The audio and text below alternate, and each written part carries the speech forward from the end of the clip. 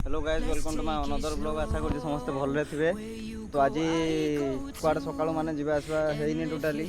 कहीं गरम जमती हो पूरा जे रही होनी टोटाल। तो श्रावण मास सरीगला भी दाढ़ी कि चुटी किसी कटाकुटी होनी। तो आज दीप भाई हेका सब ए आसुँच चलते जावा टे बुलवाई चा कुटी जाकि करवा। राति आम बाहरलु चा खटी करने पूरा मस्ती कहीं सकाल दिन सारा पूरा जो गरम अच्छी जे तो से लगी राति पूरा जाऊँ माइंड फ्रेश करने लगी देखिपे अंधार राति एवं बाहरलु आम बुलाबुली करने बहुत गरम माने पूरा जे बहुत गरम माने अच्छी जे सकाल पूरा कहनी माने खरा दिन जमी सिचुएसन एवं सिचुएसन पूरा सेमती अच्छी। चलते जा चा खटी ये करवा मोर खरा दिन में वर्षा न हो दीपक भाई इंद्र देवता को माने प्रसन्न करवा लगी अंधार जगार ये तपस्या करेंगे बसिकी ना दीपक भाई इंद्र देवता को तुम कौन माने प्रार्थना कौन अच्छी पानी वर्षा हो भाई धान पान भी हम वर्षा ना इंद्र देवता को कह जे बरफ टे केमती पड़ू तुम मेल कर मेल तो अंधार माने एबे टाइम हो गलानी प्राय 8:40 पाखापाखि हो गला 8:40 आम आसचु माने चाहा का पीवा अंधार पूरा पूरा बंद अच्छी हेल्ले भी आसचु कहीं बसी है जेहतु घरे भाविलु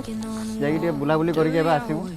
चाहा का पीवा पी करवा माइंड टे फ्रेश आसले पूरा सुलुसुलिया ठंडा पवन बाजे देह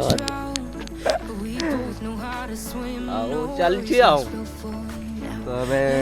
जीवा टिके अटकी पूरा टे ठंडा लगला भल जगह लगुच कहीं आजिकल कौन हो गछ हका सब काटी दौरान तो से लगी माने ठंडा पवन टे पाइबार से आम साइड आड़े भी पलि आसू मस्त ये पूरा खुला जगह अच्छी ठंडा पवन टे बाजो बाजिला जाकि बसवा जीवा घर को पहुँचे जो चाह पीवा लगी देखुए बस भाई पानी पीवा चल दीप आमर अच्छा दुकान को आसू सब चाह पीवा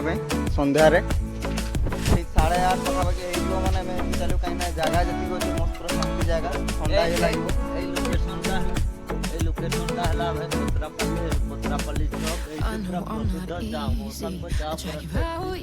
माने बामरा और झारसुगुड़ा रोड जो कटी टर्निंग जो अच्छी से टर्निंग पॉइंट आज्ञा दुकान आसवे जी भी आसवे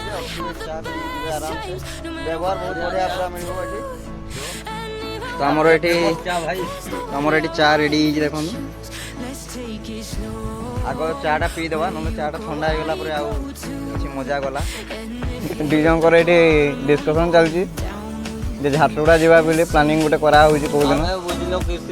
नुआ फिल्म कौटा बाहरी नुआ film कौटा Gadar to Sarla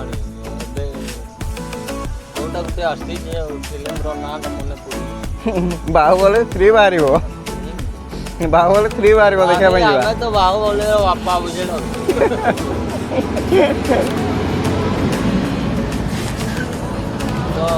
film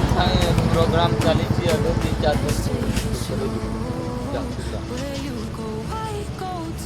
तो अब आमर चाह पीवा का सब सरी जाइए बाहर घर को फेर टाइम हो गला 9:30 पाखापाखि रेस्ट टे करिया को पड़िबो फिर देखा गोटे नुआ ब्लॉग रे सेते जाए बाय बाय।